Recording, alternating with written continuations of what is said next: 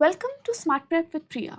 आज का हमारा टॉपिक है the objectives mentioned in the preamble of the constitution. So let's get started. सबसे पहले हम बात कर लेते हैं आखिर वो ऑब्जेक्टिव्स हैं ही क्या जिनके बारे में हम आज बात करने वाले हैं। इधर हम ध्यान से देखें अगर इस प्रीएम्बल को तो हमें यहाँ पे चारों ऑब्जेक्टिव्स आराम से क्लियरली नजर आते हैं। The first one being justice, the second one being liberty, जो हमारा थर्ड ऑब्जेक्टिव है वो है इक्वालिटी,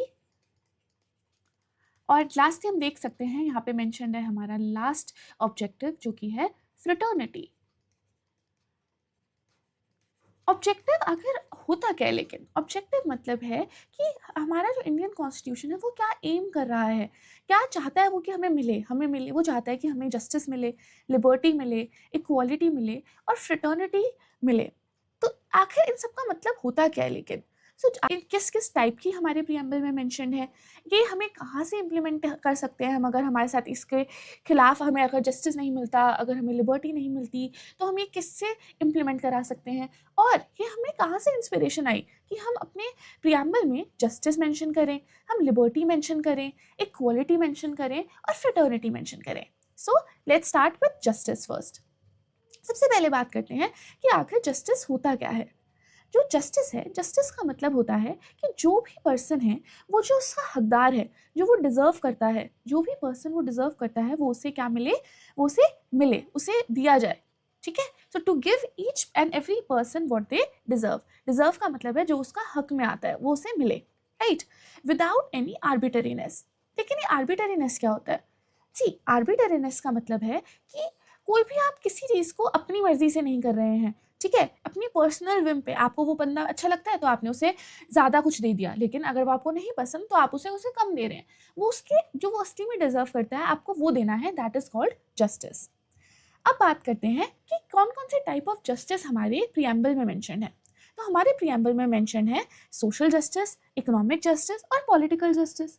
सोशल जस्टिस का मतलब है कि हमें सबको इक्वली ट्रीट करना है विदाउट एनी सोशल डिस्टिंक्शन। हमें उनके साथ कोई भी सोशल डिस्टिंक्शन नहीं करनी है। सोशल डिस्टिंक्शन का क्या मतलब है? अब सोशल डिस्टिंक्शन का मतलब है हमें उनके साथ कास्ट, कलर, क्रीड, उनके रिलीजन, उनके सेक्स, इन सब के बेसिस पर हमें क्या नहीं करनी है, उनके साथ डिस्क्रिमिनेशन नहीं करनी है। उसे हम कहेंगे सोशल जस्टिस। अब सेकेंड जो हमारा मेंशन है that is economic justice. Economic justice का मतलब भी बहुत ही आसान है, क्योंकि हमें पता है वर्ड इकोनॉमिक का मतलब। हमें पता है कि हमें किसी को भी डिस्क्रिमिनेट नहीं करना है on the basis of the economic conditions. Economic conditions में क्या आ जाता है? इकोनॉमिक मतलब मनी, तो वेल्थ आ गई हमारी, हमारी मनी आ जाएगा, मनी मतलब इनकम आ जाएगी, है ना, इनकम के बेसिस पे। और लास्टली प्रॉपर्टी के बेसिस पे हमें किसी को क्या नहीं करना, डिस्टिंक्शन या डिस्क्रिमिनेट नहीं करना। और जब हम ये सोशल और इकोनॉमिक दोनों टाइप ऑफ जस्टिस को मिला देते हैं तो हमें मिलता है डिस्ट्रीब्यूटिव जस्टिस। हमें क्या मिलता है? Distributive justice. डिस्ट्रीब्यूटिव जस्टिस का मतलब यही है कि हमें उनको जो इंसान डिजर्व करता है उसे वो दिया जाए, उससे वो डिस्ट्रीब्यूट किया जाए। ठीक है, और हमें ध्यान रखना है कि हमें सोशल और इकोनॉमिक बेसिस पे उसके साथ डिस्क्रिमिनेट नहीं करना है। जो थर्ड टाइप ऑफ हमारी जस्टिस है दैट इज पॉलिटिकल जस्टिस। अब पॉलिटिकल जस्टिस का मतलब है कि हमें लोगों को इक्वल पॉलिटिकल राइट्स भी देने हैं। ओके, इक्वल पॉलिटिकल राइट्स भी देने हैं। लेकिन अगर हमारे साथ ये हमारा जो जस्टिस का जो हमारा आइडियल है, जो हमारा ऑब्जेक्टिव है, अगर वो कोई हमारा फुलफिल नहीं हो पाता तो हम क्या उसे इम्प्लीमेंट कर सकते हैं? बिल्कुल कर सकते हैं। हमारे कॉन्स्टिट्यूशन में थ्रू फंडामेंटल राइट्स और डीपीएसवीज। डीपीएसवीज का मतलब अगेन के तहत हम क्या कर सकते हैं, हम अपनी जो जस्टिस की मांग है वो कर सकते हैं। लेकिन हमें ये आइडिया कहाँ से आया कि भाई जस्टिस हम अपने प्रियम्बल में डालेंगे, हमने कॉन्स्टिट्यूशन में भी डालेंगे? ये हमारा इंस्पिरेशन आया through bye Russian revolution of 1917। I hope the term justice and its meaning and its types are clear to you. Let's move on and talk about our next objective of the preamble, that is liberty. अब liberty क्या है? Liberty का मतलब होता है, liberty का क्या मतलब है? कोई भी आप पे कंट्रोल और रिस्ट्रेन नहीं करेगा, उसकी एब्सेंस होना लिबर्टी है।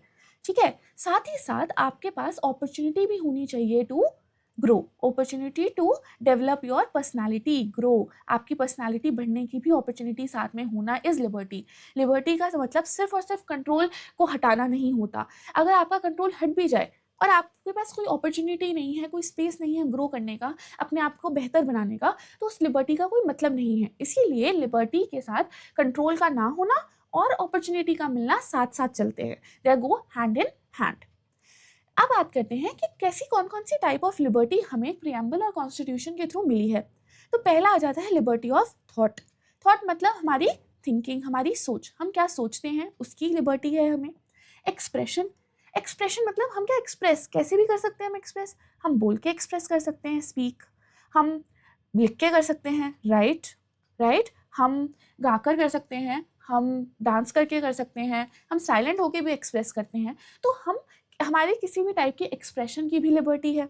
बिलीफ एंड फेथ मतलब हमारी आस्था, हम किस में विश्वास रखते हैं, वो हम हमारी मर्जी है, हम किसी में भी विश्वास रखें, वो लिबर्टी है हमें। और वर्शिप, हम किस गॉड को वर्शिप करना चाहते हैं, हम किस डीटी को वर्शिप करना चाहते हैं, वो भी हमारी एक लिबर्टी है। लेकिन इसे आखिर इम्प्लीमेंट कहाँ करें? तो ये जो इम्प्लीमेंटेशन है वो हम कर सकते हैं थ्रू फंडामेंटल राइट्स। अब जो है हमारे फंडामेंटल लिबर्टी जो हमें दी गई है वो दी गई है आर्टिकल 21। कौन से आर्टिकल से? आर्टिकल 21, जो कि राइट टू लाइफ की तो बात करता ही करता है, साथ साथ पर्सनल लिबर्टी की बात करता है। और ये भी बोलता है अगर आपकी पर्सनल लिबर्टी डिप्राइव की गई है, आपसे ले ली गई है, तो भी आप अपने पर्सनल लिबर्टी के लिए लड़ सकते हैं। आप फंडामेंटल राइट को क्या कर सकते हैं? एनफोर्स कर सकते हैं। इसका जो आइडिया है, ये आइडिया हमें आया फ्रेंच रेवोल्यूशन से, जिसका मेन फ्रेज ही था लिबर्टी, इक्वालिटी एंड फ्रेटर्निटी, जो कि आप यहाँ पे स्क्रीन पे भी देख सकते होंगे। सी लिबर्टी। लेकिन अभी हमने बोला कि आप जो मर्जी कर सकते हैं, आप रिस्ट्रेन नहीं है, कंट्रोल नहीं है, तो क्या आप जो मर्जी चाहे वो कर सकते हैं? क्या आपको लाइसेंस मिल गया? नहीं, तो हमें कुछ भी करने का लाइसेंस नहीं है। इसीलिए हम कहते हैं कि जो ये लिबर्टी है वो एब्सोल्यूट नहीं है, वो क्वालिफाइड है। एब्सोल्यूट नहीं है का मतलब है कि हमारे पास लाइसेंस नहीं है कि हम जो चाहे वो करें, anything, we can not do anything and whatever we like. No, इसकी जो लिमिट्स हैं वो किस में दी गई हैं? उसे कॉन्स्टिट्यूशन में मेंशन किया गया है कि आप किस लिमिट तक आप अपनी लिबर्टी को एनफोर्स कर सकते हैं। So I hope the concept of liberty is clear to you. Let's move and talk about equality. अब ये इक्वालिटी क्या है? इक्वालिटी का मतलब है कि कोई भी किसी को स्पेशल प्रिविलेज नहीं मिलनी चाहिए। ठीक है, किसी एक सेक्शन को, वन सेक्शन ऑफ पीपल को आप क्या नहीं दे सकते? स्पेशल प्रिविलेज नहीं दे सकते। और साथ साथ आपको क्या करना, इंश्योर करना है कि लोगों को एडिक्वेट अपॉर्चुनिटी मिले, टू अपॉर्चुनिटी मिले हर चीज़ में, without what? The key word hair becomes without discrimination. Discrimination का मतलब होता है बिना भेदभाव के आपको क्या मिले? एडिक्वेट अपॉर्चुनिटी मिले इक्वालिटी की। कि आखिर हमारे प्रियम्बल में कौन कौन सी टाइप्स मेंशन है। हमारे प्रियम्बल को देखें तो हमें उसमें मेंशन किया गया है, क्या मेंशन किया गया है? Equality of status and opportunity को मेंशन किया गया है। अभी जो equality of status and opportunity है, इसके अंदर हमें 3 टाइप की इक्वालिटी की बात की गई है, जिसमें आता है civic equality, political equality and economic equality. Equality है सिविक इक्वालिटी। अब सिविक इक्वालिटी में मेंशन है हमारा क्या? हमारे आर्टिकल्स, जैसे कि आर्टिकल 14 जो कि बोलता है equality before law. Equality before law के बारे में बात करता है।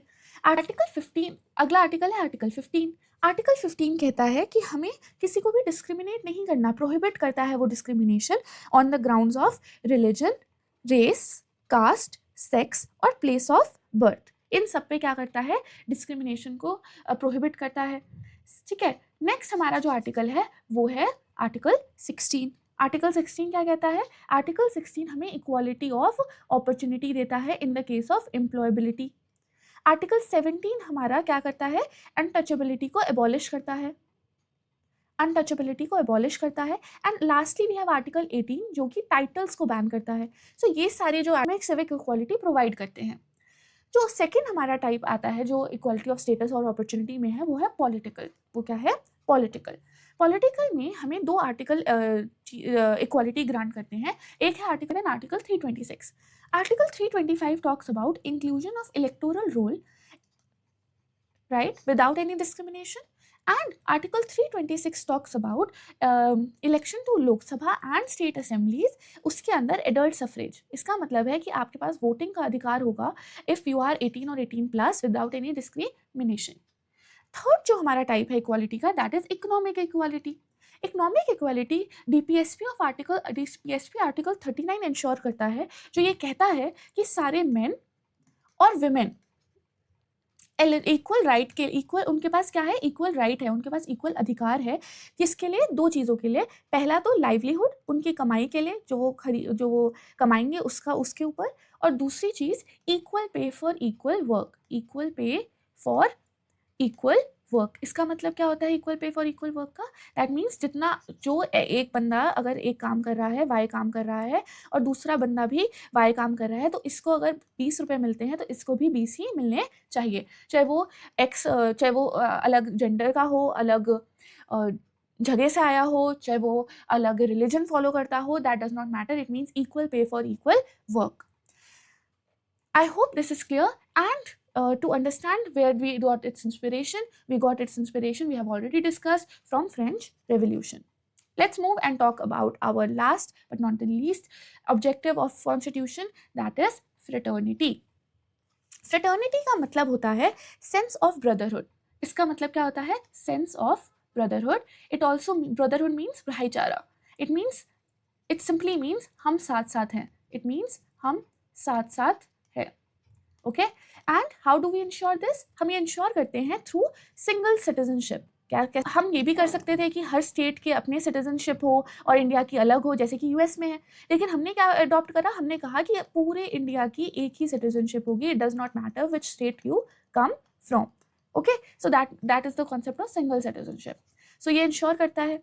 अब ये जो फ्रेटर्निटी शब्द है, इससे हमें ये पता चलता है कि हमें दो चीज़ें की उपलब्धि होगी या दो चीज़ें हमें इससे मिलेंगी. क्या है वो दो चीज़ें? Let's talk about that. पहली चीज़ है dignity of individual. Okay, first thing is dignity of individual, जो कि बताता है कि हमारी मटेरियल बीइंग अच्छे से होनी चाहिए. मतलब हमारे जैसे for example economic wise we should be doing good. ठीक है, एंड ये भी बताता है कि जो हमारी खुद की पर्सनालिटी है, इट इज़ सीक्रेट. हमारी पर्सनालिटी क्या है, सीक्रेट है. इससे हमें कैसे इन्वॉल्व कर सकते हैं? Through fundamental rights, through DPSPs, through fundamental duties. ठीक है, जो दूसरा जो हमारा पॉइंट है वो है unity and integrity of nation. Unity and integrity of nation से हमें ये पता चलता है कि ना ही सिर्फ साइकोलॉजिकली माइंड से, बस टेरिटोरियल भी हम क्या हैं, टुगेदर हैं. और ये कौन इंश्योर करता है? आर्टिकल 1, जो कि हमें क्या बोलता है, union of states. Union of states का मतलब सिंपल है कि हमारी जो स्टेट्स हैं वो हमसे अलग नहीं हो सकती. They can not succeed from us. तो स्टेट यहाँ से निकल नहीं सकती, वो यूनियन से है, यूनियन के साथ है. ठीक है, इससे इंश्योर होता है कि ऐसी भावनाएं जैसे कि कम्युनलिज्म की, रीजनलिज्म की, कास्टिज्म की भावना हमारे अंदर जनरेट ना हो. आगे बात करते हैं कि हमने कहाँ से बोरो करा है. ये भी हम डिस्कस कर चुके हैं कि हमने बोरो करा है फ्रेंच रेवोल्यूशन से. Before the recap, let's discuss one question and then we'll just do a quick recap of what we have discussed.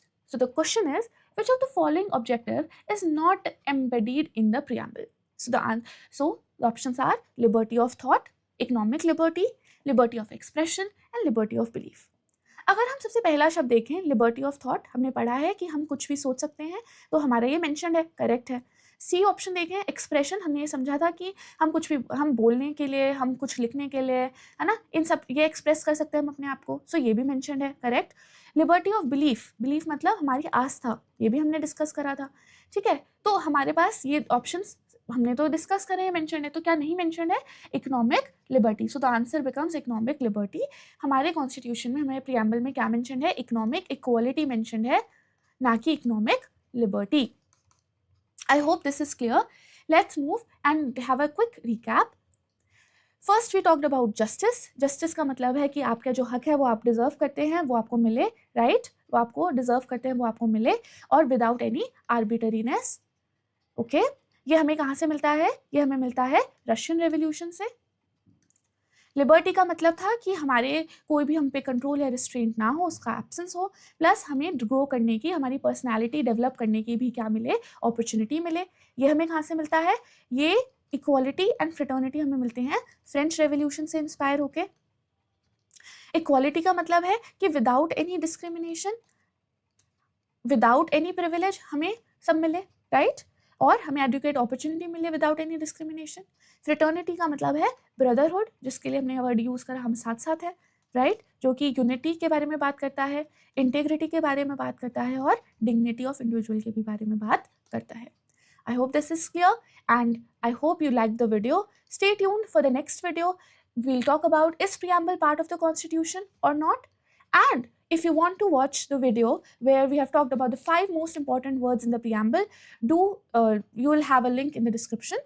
And if you did like the video, do like, comment, share and subscribe for your weekly Smart Prep session with Priya. Thank you.